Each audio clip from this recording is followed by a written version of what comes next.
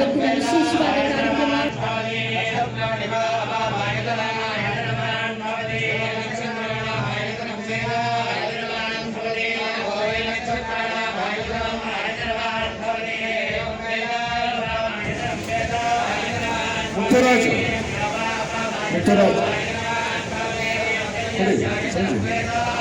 ಸೋಮಾಚಾರ್ಯ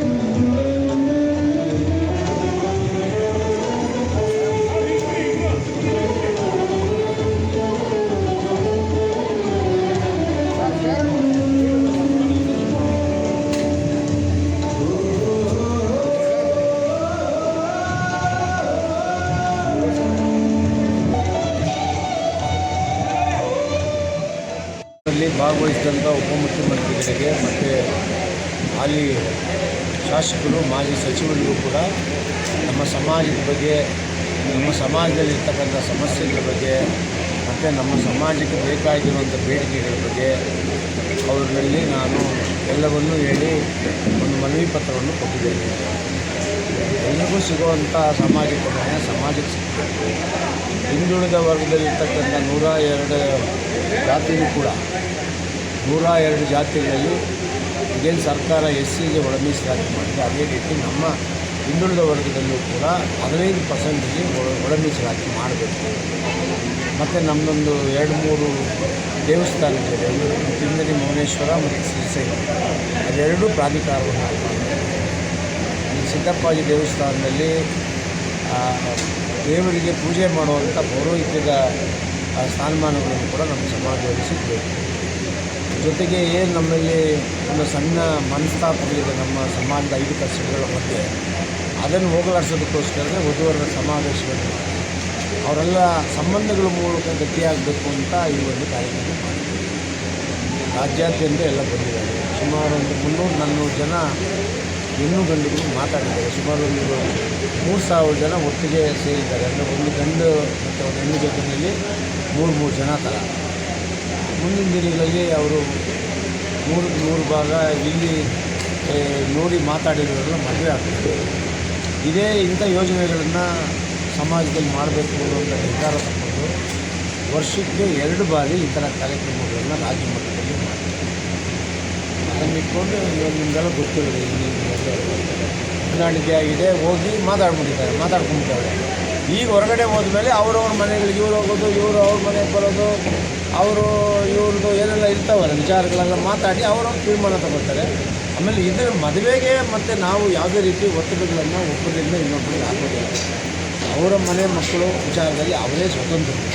ನಾವೇನಿದ್ರೂ 5 ಕಸುಬುಗಳನ್ನು ಮಾಡೋರಿಗೆ ಒಂದು ವೇದಿಕೆ ಮಾಡಿಕೊಂಡು ನಮ್ಮ ಸಮಾಜದಲ್ಲಿ ಈಗ ಮುಖ್ಯಮಂತ್ರಿಗಳು ಕೆಲವೆಲ್ಲ ಹಿಂದುಳಿದ ವರ್ಗದ ಮಠಾಧಿಪತಿಗಳಿಗೆ ಜಾಗಗಳು ಕೊಟ್ಟರು ಮಠಕ್ಕೆ. ಆ ಮಠಾಧಿಪತಿಗಳ ಹೆಸರಲ್ಲಿ ನಮ್ಮ ಸಮಾಜದ ಸ್ವಾಮೀಜಿಗಳ ಹೆಸರು ಕೂಡ ಇರಲಿಲ್ಲ. ಇಂಥ ಒಂದು ಅನ್ಯಾಯಗಳು ನಡೀತದೆ ಅಂತ ಅವ್ರ ಗಮನಕ್ಕೆ ತಂದೆ ಅಷ್ಟೇ. ನಾನೇ ಇಲ್ಲ. Okay sir. ಇರ್ತದೆ. ನಮ್ಮ ಒಂದು ಆಸೆ ಏನಂದರೆ ನಮ್ಮ ಸಮಾಜಕ್ಕೆ ಮುಖ್ಯಮಂತ್ರಿಗಳು ಬರಬೇಕು, ಉಪಮುಖ್ಯಮಂತ್ರಿಗಳು ಬರಬೇಕು.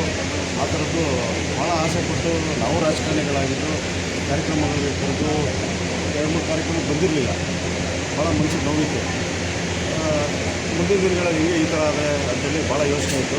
ನಮ್ಮ ಈ ಸಮಾಜದ ಆ ಮೇರು ಮಟ್ಟದ ಕಾರ್ಯಕ್ರಮಗಳು ಯಾರಾದರೂ ಮಾಡೋಂಥ ವ್ಯಕ್ತಿ ಯಾರಾದರೂ ಇವತ್ತಿದ್ದಾರೆ ಅಂತಂದರೆ ಅದು ನಮ್ಮ ನಂದಿನಿ ಸರ್ ಅಂತಲೇ ನಾವು ಹೇಳಬೇಕಾಗುತ್ತೆ. ಅವರು ನಮ್ಮ ಸಮಾಜಕ್ಕೆ ವ್ಯಕ್ತಿ ಅಲ್ಲ, ಅವ್ರ ಶಕ್ತಿ. ಯಾಕೆಂತಂದರೆ ಈ ಥರದ್ದು ಒಂದು ಕಾರ್ಯಕ್ರಮ ಮಾಡೋದನ್ನೇ ಕೊಂಡೊಯ್ಯಬೇಕಾಗುತ್ತೆ. 3 ದಿನಗಳು ಪ್ರತಿ ದಿವಸ 2,000 ಜನಕ್ಕೆ ಊಟ, 3 ದಿನಕ್ಕೆ 6,000 ಜನ ಊಟ ಆಯಿತು. ಉಚಿತವಾಗಿ ಎಲ್ಲ ಅವರ ಸ್ವಂತ ದುಡ್ಡು ಅವ್ರ ಸ್ವಂತ ಖರ್ಚಿಗೆ ಮಾಡೋದು. ಆ ಥರ ಮನಸ್ಸಾಗಲ್ಲ. ಯಾವುದೇ ಸರ್ಕಾರ ಫಂಡ್ ತೊಗೊಂಡಿಲ್ಲ, ಯಾರು ಯಾವತ್ತೂ ಶುಲ್ಕ ತಗೊಂಡಿಲ್ಲ. ಬಂದವರಿಗೆಲ್ಲ ಇಲ್ಲಿ ಒಂದು ಮಾತು ಹೇಳಿದರು, ನೀವು ಏನು ಕೆಲಸ ಮಾಡ್ತೀರಾ ಗೊತ್ತಿಲ್ಲ, ವ್ಯವಸ್ಥಿತವಾಗಿರ್ಬೇಕು. ಕಾಫಿ ಟೀ ಮತ್ತೊಂದು ಬಜ್ಜಿಯಿಂದ ಹಿಡಿದು ಕೊಡೋಂಥ ಒಂದು ಕಾರ್ಯಕ್ರಮ, ಏನೋ ಒಂದು ಫಲ ಕೊಟ್ಟೋವಂಥ ಹೋಗುತ್ತೆ. ಇವತ್ತು ಒಬ್ಬಟ್ಟು ಕೂಡ ಮಾಡಿಸಿದ್ದಾರೆ.